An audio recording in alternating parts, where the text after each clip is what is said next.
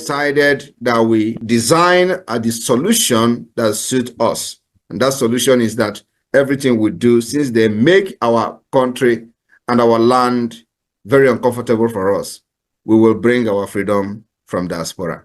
And that's what we're doing today. So the enabling environment that was not created for us in Biafra land, the different countries where we reside have created an environment, and we are struggling to bring this kind of system back to our people for them to live like human beings. So we will always outsmart the terrorist state of Nigeria. Only one, under his leadership, His Excellency Simon Ekpa. Anybody that is confusing anyone or telling you there is another, no, there is nothing. There's just one, recognized by His Excellency Simon Ekpa. And we can pray. Once he has that communication, Biafrans, we understand that Obato Obie does not take no crap from nobody. No matter who you are, you must respect that authority. That authority is the only thing that can protect all of us.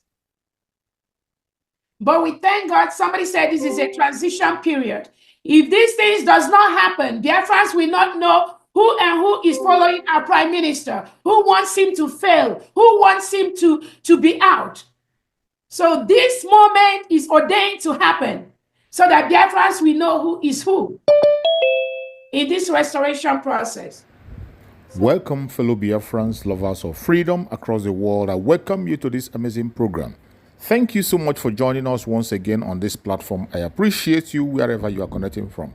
Please like and share this program. And remember, this platform where you are watching this program is Biafra Exodus Hard Talk TV, a platform that stands with the United States of Biafra, under the command of our Prime Minister Mazi Simon Ekpa, and on the Supreme Command of Mazi Nnamdi Kanu. Today, under the control of Deputy Prime Minister COS, Dr. Ngozi Orabueze, we bring information from the right source, the United States of Biafra, the government of our Prime Minister, Mazi Simon Ekpa.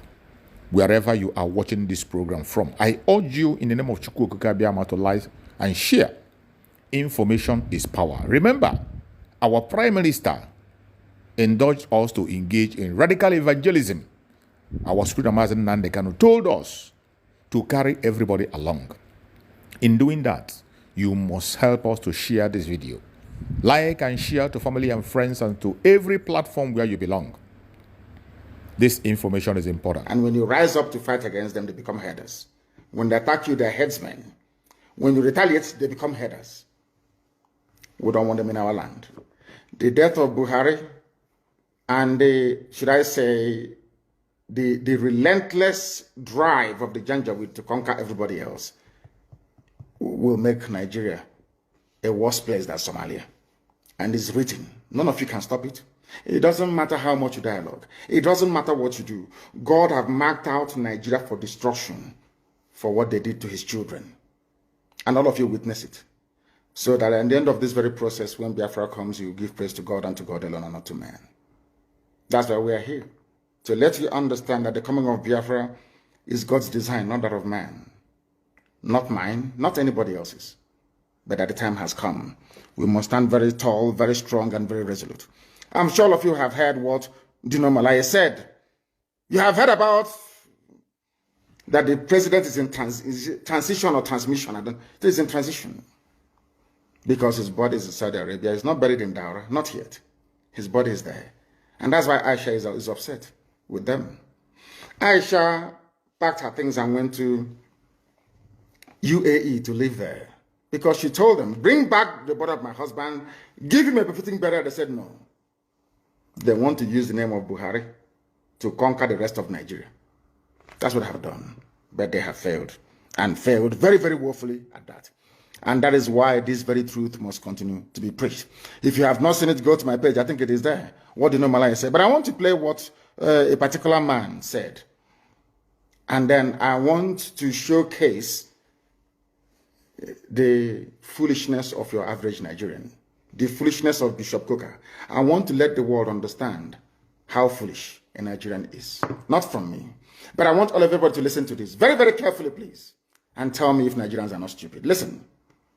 We have a confession that the media has not given appropriate attention. Yes, what is that? Kawu Baraje Alhaji Alhaji Kawu Baraje was a leading chieftain of the APC. Yes. And he has confessed that they imported the foreign mercenaries who have become bandits. APC imported foreign mercenaries. Baraje said it. Confessed. More evidence. What evidence do you need? He has confessed that they imported them for the elections. Yes. This is public.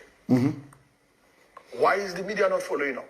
Because Nigeria is corrupt. Why are we not asking for accountability? They can't act because Nigerians are not intelligent. So it seems very clear to me and to so many others. If you're in the public space, you hear people talking. Yes. And pointing fingers. The ruling party is the direct sponsor of terrorism and insecurity in Nigeria. It was an interview granted by a so-called stakeholder in Nigeria. APC, the government, people are joining APC. You know, I don't want to speak against the Holy Spirit. At this point, I begin to say to God, there is no way a black man can be equal to a white man. It's impossible. You are aware. I don't know how to show it. This is the Mazi Nnamdi reporters. I think I'll put it on my page after this. If you go to my page, you'll see it. The man spoke very brilliantly. Nobody has come to counter him. Baraje is alive. He opened his mouth and said, a part of APC said, we are the ones that brought them from the Sahel to come and kill you. They're fellow Nigerians. And after this, you say, I'm a Nigerian. That is why I say that anybody, if once you say you're a Nigerian, you're sick in the brain. I never have regard for you as a human being, because that means you cannot reason. I will play this once again, uninterrupted, so you can hear him very, very well. And I'll start by asking him, I'm not going to ask him what he said. Who is responsible for the insecurity in Nigeria? Who is to blame? Listen. We have a confession that the media has not given appropriate attention. Yes. Go ahead. What is that? Kawu Baraje Alhaji Kawu Baraje was a leading chieftain of the APC. Chief of APC. He has confessed. Baraje? The foreign mercenaries who have become bandits. He has confessed. How much more evidence do you need? He has confessed that they imported them for the elections. This is public. Why is the media not following up? Why are we not asking for accountability? So it seems very clear to me and to so many others. If you're in the public space, you hear people talking and pointing fingers. The ruling party is the direct sponsor of terrorism and insecurity in Nigeria. My name is Martin Onobo. I said it. Martin Onobo. APC is the direct sponsor of insecurity and terrorism in Nigeria. Ask me for the evidence. Good. I just gave you confession of Kawu Baraje. Kawu Baraje, his confession is number one. Evidence. Number 2, evidence. Miyetti Allah made a public statement that if you want peace in your state, don't call any meeting. Provide land for Fulanis in your state. Ultimatum from visitors. Miyetti Allah. From terrorists. Miyetti Allah is a collaborator with the ruling party. Miyetti Allah. We had a report that the ruling party funded Miyetti Allah to the tune of 100 billion. You see that? I wasn't there when the payment was made, but that's in the public domain. One An Nigeria. official report that the government of Nigeria was going to establish a radio station. Radio station for Miyetti Allah. A terrorist group. In collaboration with Miyetti Allah. We are Fufude, the Fulani tribal dialect, will be the language of communication. Do you understand it? Now, they were saying this is for Fulani people, sorry, for Hausa people. You know, all these years when they were conquering you, Hausa, they said Hausa, Fulani, we are Hausa, Fulani. But now they feel they have taken you over. Now they feel that they are at the crust of their conquest of Nigeria. They are now floating a radio station, no longer in Hausa language, but in their native Fulani language, Fufude. What does that tell you? as an average Nigerian. I wonder when, maybe there's something in the cow. You know, they have sex with cows and after that they sell it to us and we eat. Maybe that is when they succeed in hypnotizing us. The interviewer was asking for evidence. Let me now give you the evidence. It was us that translated this evidence. Now it's all over the place. It's gone viral.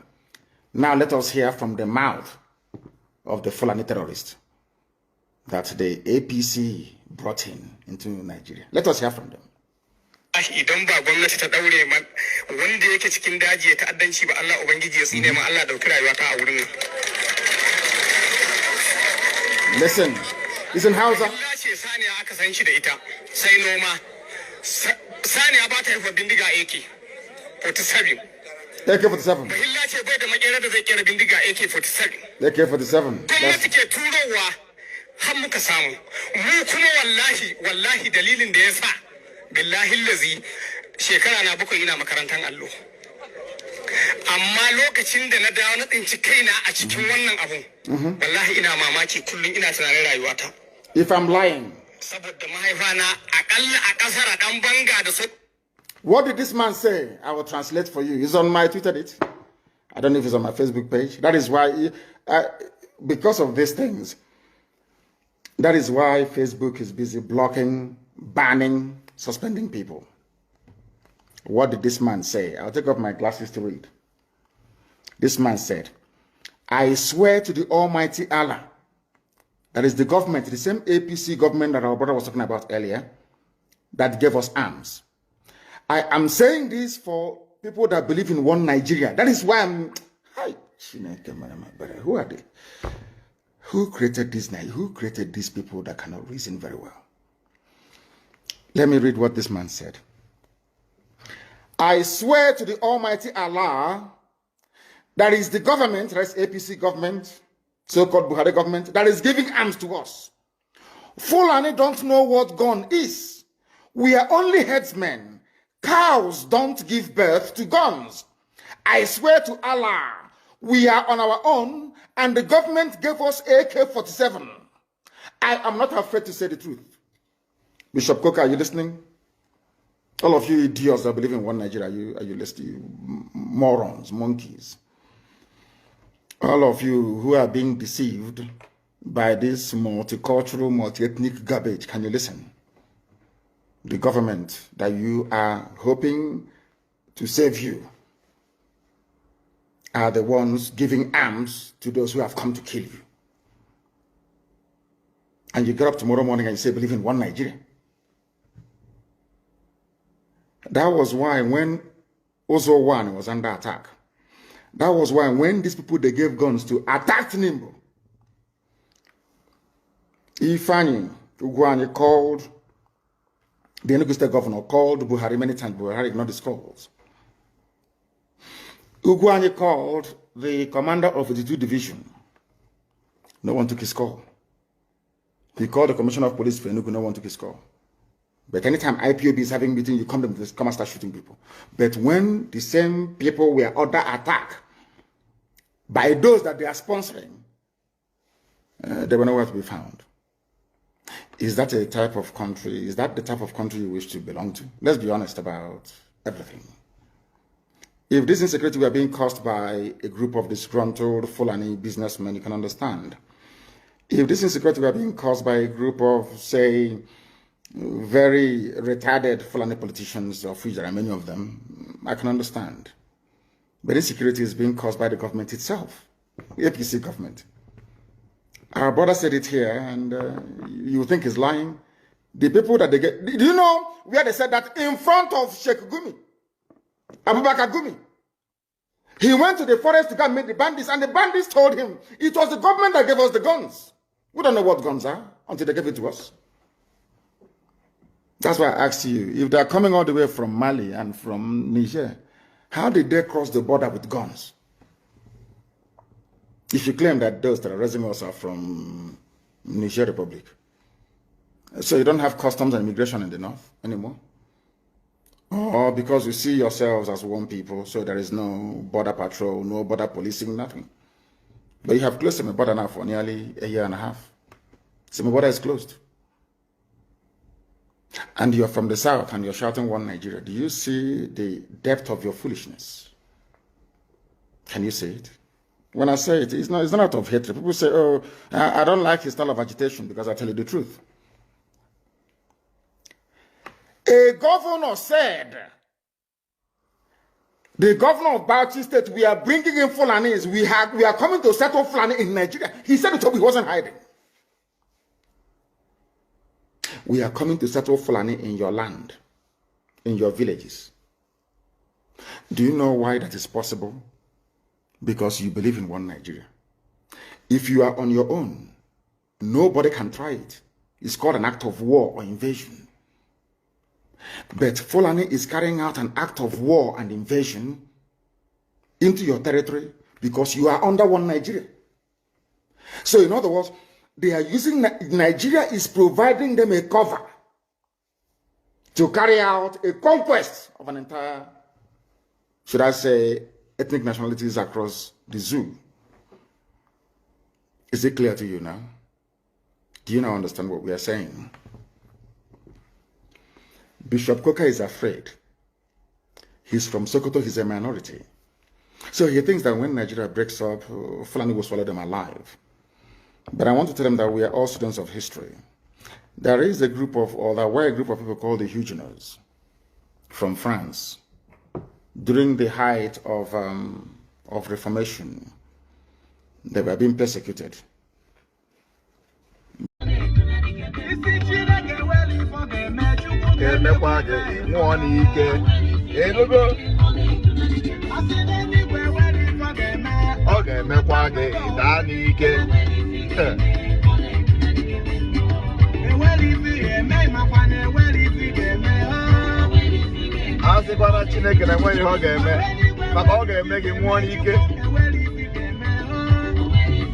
Hope.